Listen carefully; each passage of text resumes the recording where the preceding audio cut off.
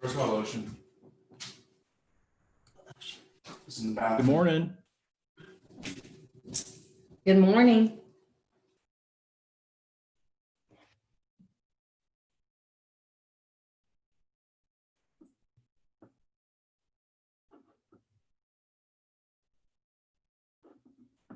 Hey, Jessica, can you hear me? Yeah, I can hear you.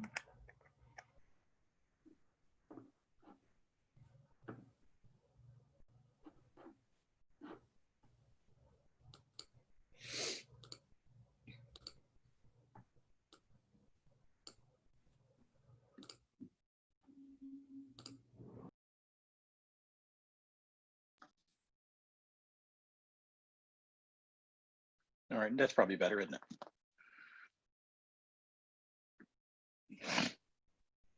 It was fine for me either way. Okay, there you go. Yeah, for some reason it wasn't picking up the AirPods. It was just using the regular old thing. Okay, so we're still good for tomorrow? Yes. Okay, excellent. Yeah, I think that'll be good. We'll begin to get back into the office on a regular basis, even though I think we'll still both be working some from home. But probably easier to do a lot of the conference stuff in person rather than trying to do it remotely.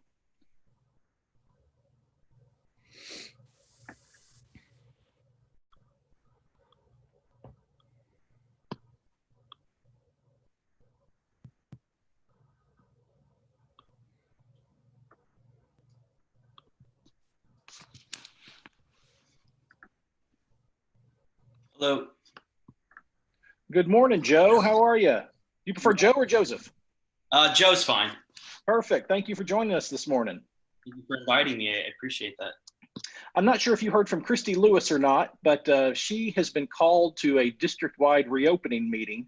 So she may be able to join us. And if she is, it may be a little bit later. So we'll get some of our business and announcements out of the way first and any discussions, and then we will turn to you and give you the floor. Not a problem. And I just want to respect everyone's time. How long? Usually I could do this in about 20 minutes or 30 minutes. Would that be okay? Or Absolutely. Be okay. Perfectly fine. And just so you know, we are recording it so that we will be able then to send it out to any folks that weren't able to join us live. Sounds good. So we'll give it a few more minutes as we have many of our members joining now, and then we'll get started. Sure.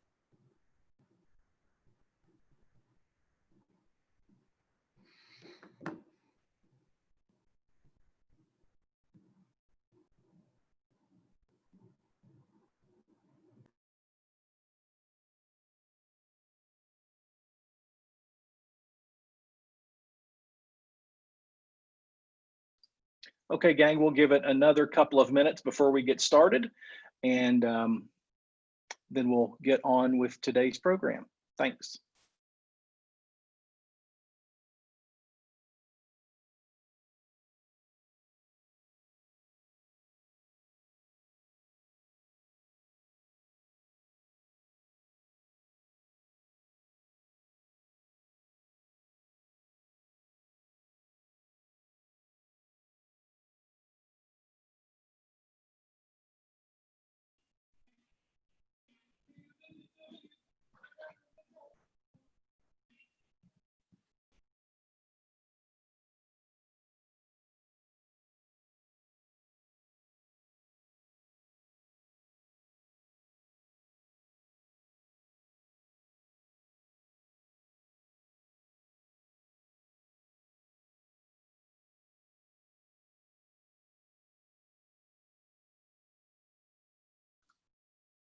Okay, folks, we're going to go ahead and get started for today's Kentucky Head Start Association weekly leadership call. Just so everyone knows, this is being recorded for those that aren't able to participate with us live. So today we are happy to have with us Joe Rose. Joe is with the company Satchel, and he is in a little bit going to be talking about a new program called Pulse that they have that I know Christy Lewis is familiar with. Some of you may also be familiar with it, but Joe's going to talk a little bit about that and sort of the value that it can bring to your Head Start programs. But first off, we do have a few announcements I want to make. As everyone knows, last week we had our elections for 4 of our officer positions: the first vice president, the secretary, the treasurer, and the parliamentarian. So I am going to throw up my screen here real quick so that people can see what we've got going on here. So I have the results from that, and I'm going to put that up on the screen so everyone can see it. In the first vice president role, we had Justin Collett and Rhonda Martin were our 2 candidates. And after 46 ballots were cast, we have Rhonda Martin will continue to serve as our first vice president. You see the results there, the percentages. Both secretary and treasurer positions did not have more than 1 person running, so those folks will automatically roll over, both Tara and James, into the secretary and treasurer roles respectively. And then you'll see there at the bottom, parliamentarian. Becky Brewer and Cindy Graves were the candidates, and you see the percentages there. So I just wanted to thank everyone for not only their interest, but also everyone participating. I would ask if there are any sort of comments about how that process went. Did you find it cumbersome? Was it easy? Was it difficult? Is this something that we could use again in the future? I just sort of throw that out there, given that we used SurveyMonkey and we did have 3 separate ballots per KHSA's bylaw. So any comments, either now or in the future, are certainly welcome.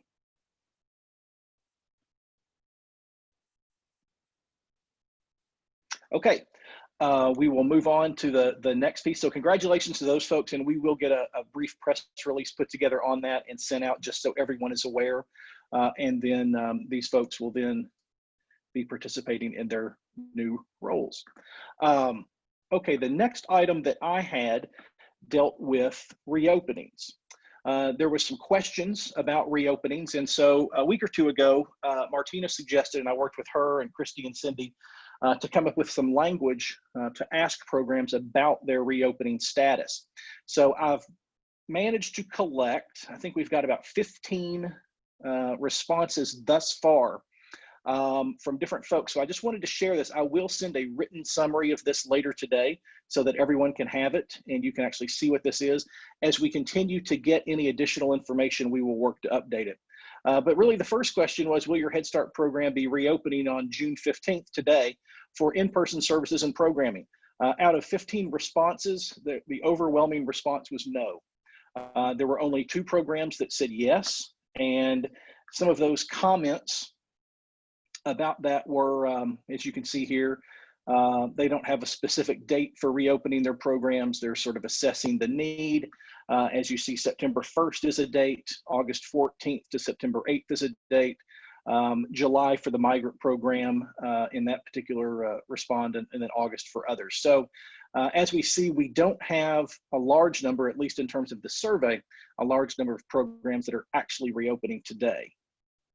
The same question was asked about early Head Start programs, and then you can see the responses there. A little bit more, and that's to be expected. And then some of the comments that we received from, let me scroll down here, from various programs. Again, very similar responses, very similar dates. And again, we'll put this information together so folks sort of have it in a written format. Here is a question dealing with, will programs be offering in-person supplemental summer programming as part of the CARES Act funding? This was split down the middle, half and half, yes and no. So half of the respondents yes, half the respondents no, then 1 respondent not applicable. What option is your Head Start program considering for reopening in the fall? Here's where we got a variety of responses. Many of them are suggesting that it's going to be August as scheduled, at least as of right now. There's at least 1 that's after Labor Day, and then other is the large category. It is a large category.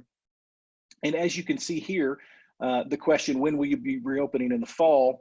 We'll do what our district does. August 14th and September 8th are the options. We generally follow the schedule of the local district, not determined at this time and aligned with school district. So there is some consistency there.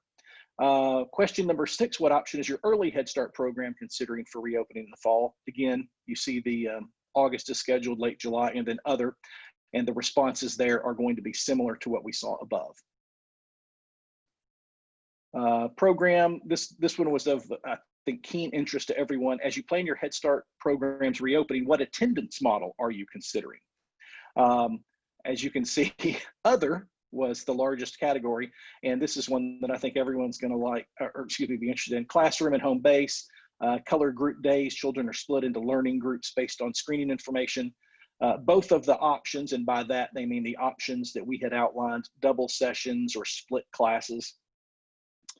A mixture of models, sort of a Monday through Thursday, split classes, not determined, unsure. So people are making plans, but as of right now, I think still we find a lot of that is in flux.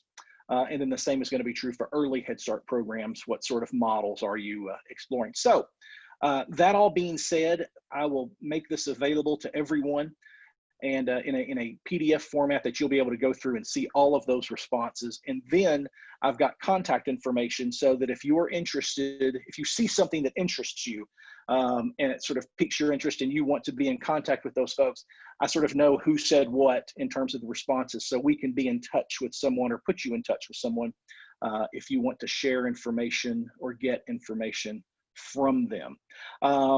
I did mention that we had 15 responses to this. Obviously, we have more than 15 programs in Kentucky.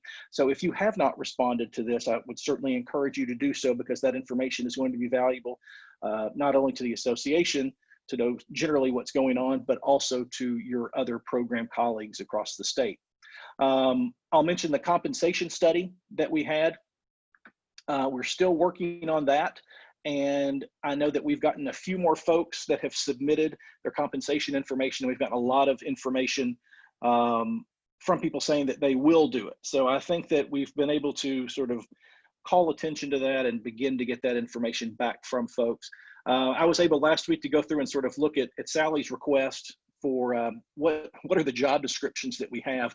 And it is really fascinating. Sally, I think I recall the number wasn't it like 140 different job titles that go across Head Start programs, at least the ones that we've seen thus far. So an awful lot of job titles, and there may be some opportunities for maybe streamlining or better understanding those in the future.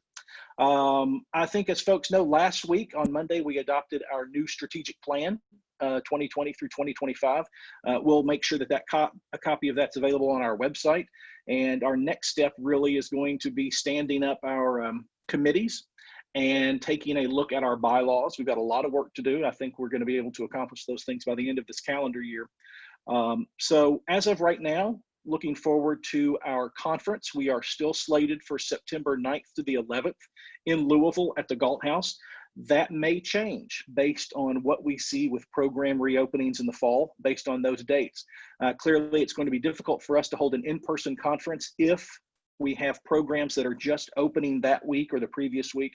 People are going to need to be in classrooms, going to need to be taking care of a lot with their program. So we have begun to look at alternative dates for perhaps pushing it back again. We have made no firm decision on that as yet. And then we're also looking at what sort of virtual options could we offer.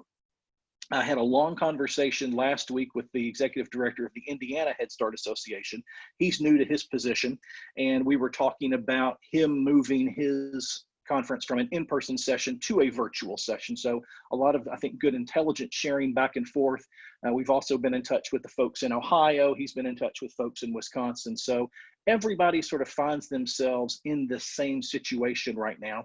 And while we think in-person is best, we're still sort of waiting this out. What I told Christy a couple of weeks ago was, let's give it another month and just sort of see where we are in terms of the pandemic, in terms of reopening schedules, and in terms of people's comfort levels in actually coming together. So with that, I might ask Sally if she has any updates for the group from GOEC. No, just wanted to let everybody know that I'm currently working with Compass Evaluation and Research to finish writing the Head Start Collaboration Grant for the office. This is the fifth year. So this is our, the big one. And luckily I have Compass to help me with that. So you may be receiving a survey as a director pretty soon. It'll be really quick, maybe 10 questions just to fill in some information. So I'll give you a heads up if that happens. That's about it. All right, thank you.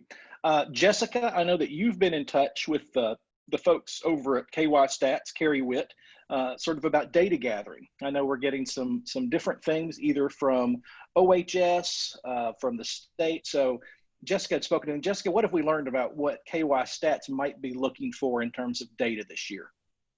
Yeah, so they are recommending to continue collecting data just like you have before.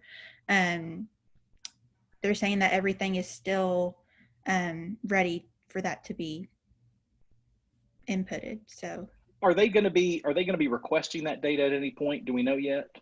I do not know yet if there's like a certain timeline. Okay, so we'll try to get some information on that for you. Yeah. Does anybody else have anything that they want to share from their programs? Or as we saw in the survey, we don't have a lot of programs, at least those that responded, that are opening up today, but I know that everyone is in the process of making plans. Sort of on that front, is there anything that anyone would like to share with the group?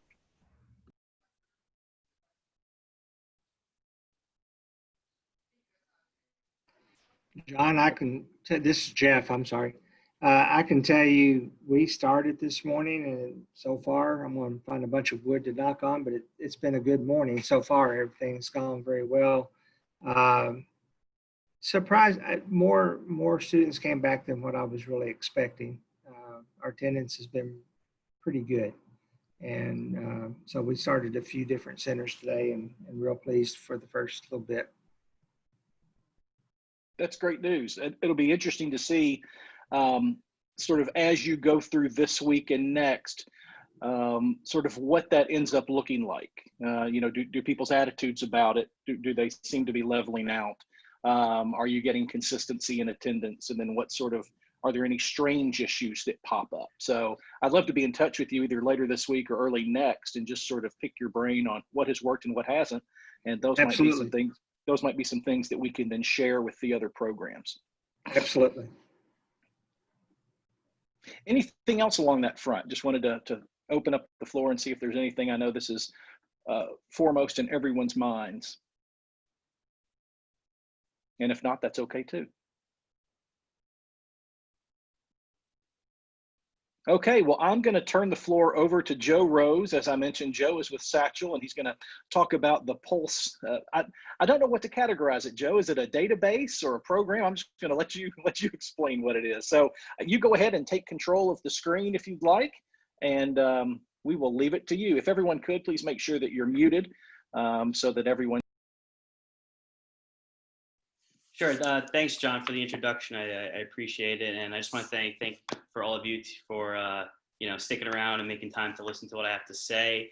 I'm with Satchel Pulse. I manage district partnerships and school partnerships and program partnerships alike with the company. I work very closely with Christy Lewis. I know that she's the president of your association. I met Christy about, let's say, a year ago. I was introduced through one of the assistant superintendents at Paducah ISD. That's where she's affiliated. And the reason why I got introduced to her is that she felt that there was a need in a sense where she wanted to get more feedback from her staff and her parents, and not only just feedback, but data around her culture and trends to see where the culture is going and how she can best support her program and the staff in the program and the parents and ultimately the students. So what Pulse is we are a school culture improvement platform designed to help district leaders and program leaders like yourself make data-driven decisions based on the direct feedback that you get from the people that matter the most. So what I'm going to do is I'm going to just do a short demonstration of what it looks like, how it works, and then we can go in at the end. We can go into questions, any specifics on how it might help or relate to your program. So what I'm going to do is I'm going to share my screen. Oh, John, it says host disabled attendee for screen sharing. You might have to enable that.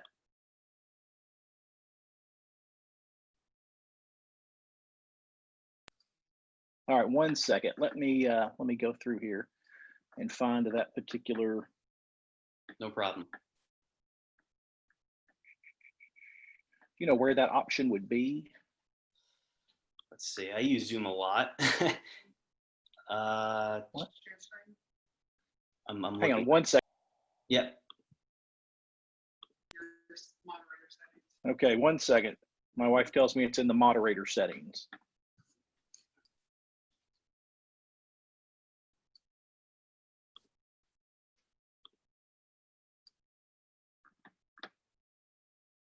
Oh, man.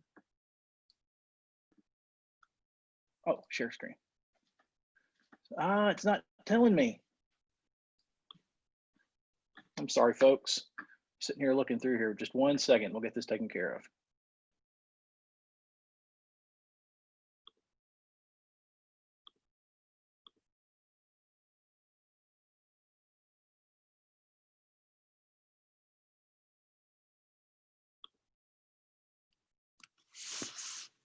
Well, Joe, I'm sorry. I'm not able to find where I can do that.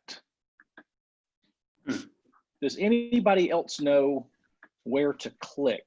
John, down at the bottom, there's a toolbar down at the bottom. If you hover over it, and it should say share screen. Right. So I click share screen, and then if I click share, it's just going to share my screen. I want to share Joe. Hey, John, this is Vaughn in Louisville. Did you make Joseph a presenter? I did not, but can Make I him do a that? presenter. Make him a presenter, and that should make him able to share his screen. Okay, so let me look at participants here, find Joe, and make.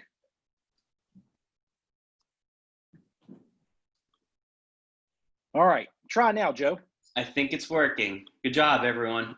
Teamwork. Thanks, Vaughn. Thanks, Jeff. Not a problem. All right, and just if someone can just give me a confirmation that they can actually see it. We can see it, Joseph. Yes. Thank you, Vaughn. Appreciate that. Not a problem.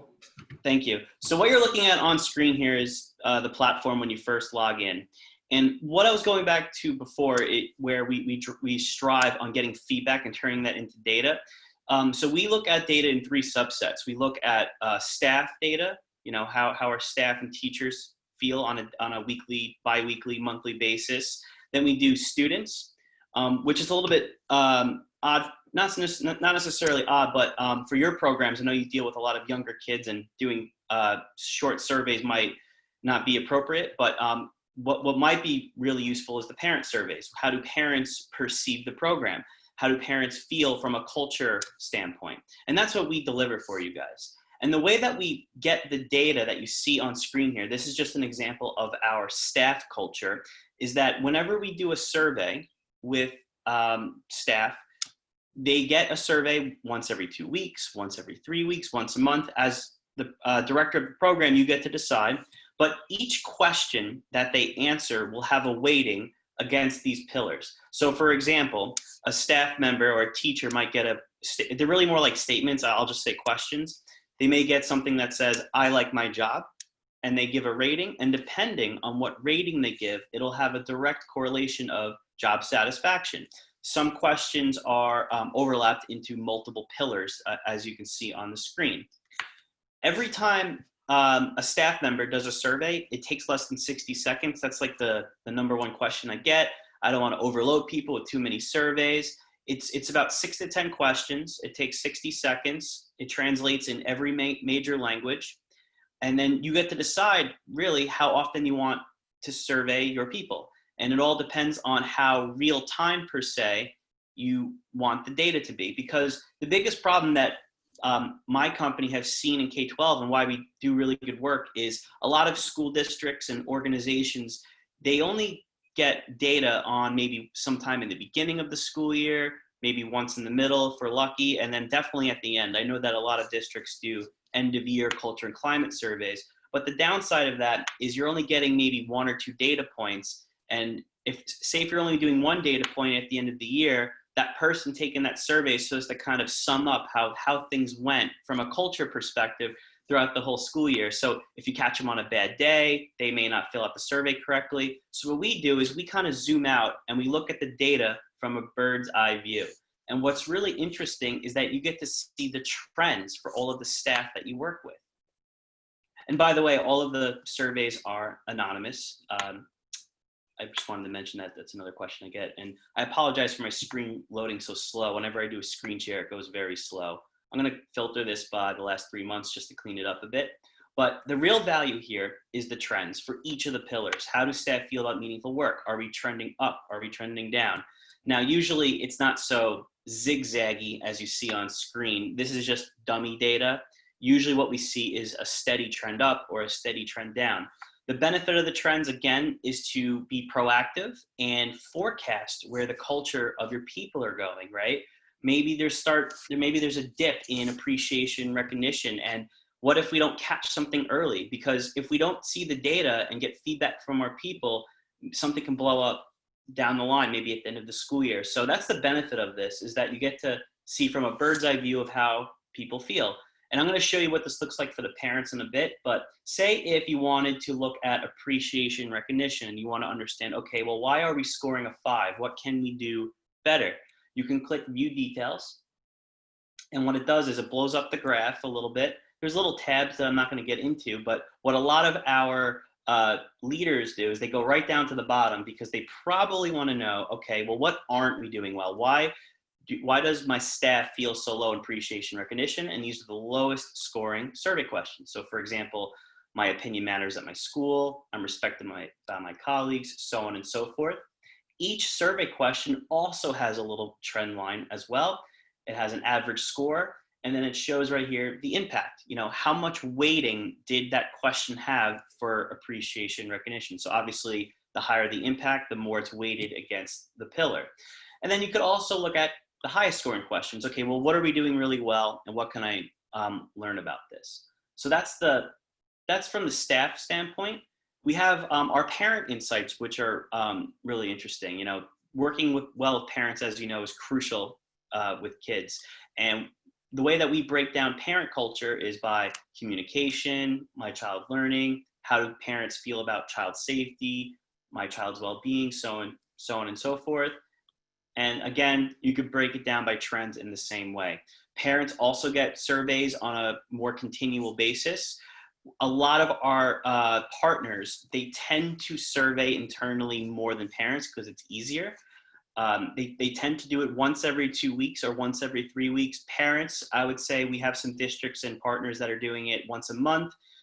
We have one partner doing it once every 2 weeks just because the parents are starting to get the hang of it and they're getting a very high participation. And also what's really important is language, right? That could be a barrier for engagement. So all of our surveys, I mentioned this before, but are translated in every major language. And even if there's like a very specific language that usually isn't translated by a lot, we can look into that and make sure that it's translated into their appropriate language. And now what I'm going to do is I'm just going to take you through what one of our surveys looks like. It's so easy. They can be accessed on any device, translated into every language. Like I said, takes 30 to 60 seconds. And if it loads, hopefully, I think it will, it's going really slow because of my screen share. I have multiple things running on my computer right now. Right, so here's a survey, there's a statement, and we have a little emoji, which resonates really well with people. We took away numbers on here. Like, you know, when you take a survey, it says, you know, rate 1 through 9.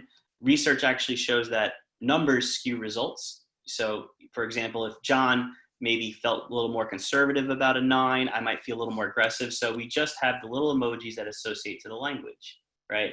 So this survey has 6 questions, right? It's super easy. It's not burdensome at all. And I'm done, right? And once the survey is done, our algorithm on the back end takes all of the results into the consideration and spits it out into that pillar view that I showed you and into the trend view, just to give you a sense of, what's going on at your program. Also, what we have is something called Survey Builder. So even though all of our questions for the data, right, for the trends and for the pillars, they're all predetermined because they have specific weightings, right? There's about 150 questions per stakeholder, so 150 for staff, student, parents. But we don't want to replace some of the surveys that you are already doing. So Survey Builder is a lot like SurveyMonkey. We like to think it is a little bit better. But what's great about Survey Builder is that you can do unlimited surveys, you can clone surveys, and you can even track trends and data with the surveys that you create. So for example, if you create a survey, this is one of our district partners created a COVID-19 style survey, just wanted to get some quick results. But this is what it looks like when you ask a question and the results come in real time. It's neatly graphed like this, right? And what you could do is if you click trend, say if you wanted to survey your parents, just as an example, on a monthly basis, but you want to take a step away from our insights that are already automated, but you wanted to ask your specific questions and see how opinions change over time, you could do that. So this survey was done on March 26th, for example. Maybe the next one is done in April, May, June, and you can kind of see each bar graph and how people are responding over time, which is really nice. And the last feature here, which is really cool, is we have something called a free text sentiment analysis. And essentially what that is, our AI breaks down free text responses into positive, negative, and neutral responses. So if you can imagine, say if your program has, 500 kids, 1,000 kids, whatever that may be, and you might get hundreds of responses from parents. And it's really difficult to kind of sift through all of them and read them all one by one, and I'm sure you do. But what if we could work a little bit smarter? Maybe you want to go directly to the negative responses. What our AI does is it looks at paragraphs, keywords, and context and kind of pinpoints what's negative and what's positive, and anything that it can't, which is possible, it just goes into the neutral category. And then it also breaks down by topics. So say if the word learning, I know it's very simple and generic, but learning was mentioned the most, it'll be a topic, and you can look at all the responses that associated with the keyword that was mentioned the most. So that's our survey builder. We have a survey library. So in our survey library, we have a bunch of surveys. We have parent surveys, staff, we have COVID-19 specific surveys. So I know a lot of programs and districts are kind of figuring out what to do at this time. Are we going back at a hybrid model? Are we going back in full swing? Are we starting off the school year from a virtual standpoint? So we have all these surveys that can help you figure that stuff out, which is really nice. And there's a couple other features of the platform that are really useful. I don't want to get into too detail because I don't want to throw too much at you, but we do have something in here called the student heartbeat. So if you do any SCL work with your students, you can do your SCL work right in the platform. We pull in data like your GPA average. We can manage interventions for SCL, academic interventions, attendance interventions. We keep track of all of the SCL competencies. So I'm not sure what type of work you're doing at the programs you're running, but if you are, this would be a great tool to manage SCL work and the interventions that are in them. So this is actually one of our newer additions to the tool, which we're really excited about. It's been a number one request because we came from, the culture and climate side of things with schools and districts. And our number one request from our partners and customers was, well, how does the SCL and the academics and attendance, how does that relate to culture? And can we bring it all in together? And that's what we're doing, and we're doing a really good job of. So I just wanted to quickly show you what we do with that. But really our bread and butter, where we can help programs like yours, is get a better sense of, how your staff and teachers feel, how your parents feel, and how we can best support them to, help students grow. In terms of funding, I know that's probably a lot. If you're interested, it depends on the student count of your program. So it's either $5 per student or $2,000 minimum, depending on what tier you are. So if you have, less than 400 kids in your program and you are interested, it would just be $2,000. If you have more than 400, it just works out to $5 per student. And I know when I partnered with Christy, she used her PA 20 funds, which from my understanding is used for training and tech assistance funds, and that's what she used to help get this program started. So, if any of you have any questions about the program, from obviously I come across as biased because I work for the company, but if you really want to get feedback from Christy on how she used the platform to her benefit, feel free obviously to reach out. Everyone I think knows Christy here. So yeah, thanks so much. But before I go, I just wanted to see if there is anyone that has any questions for me about Pulse.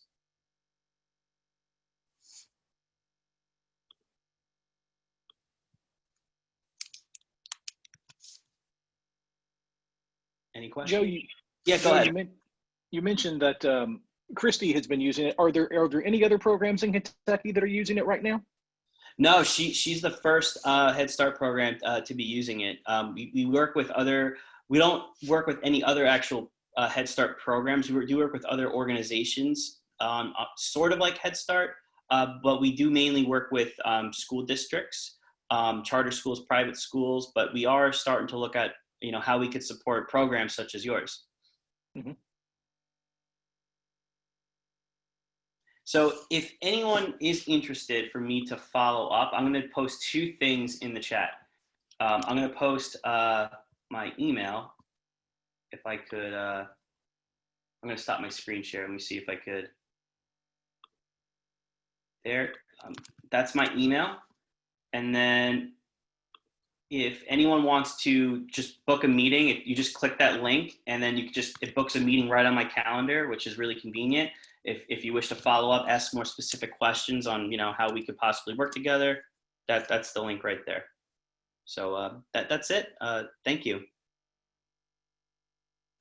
Well, thank you so very much for making time today. I know that we've got a lot of folks that are going to be interested in it, and I'm sure that you're going to be hearing from them. So we will make sure that we get not only a copy of this video and explanation out, but we'll also send out that link and your contact information to all the programs across Kentucky. So with that, let me ask all of our participants, are there any other questions or topics of discussion before we jump off the call today? We'll just open it up.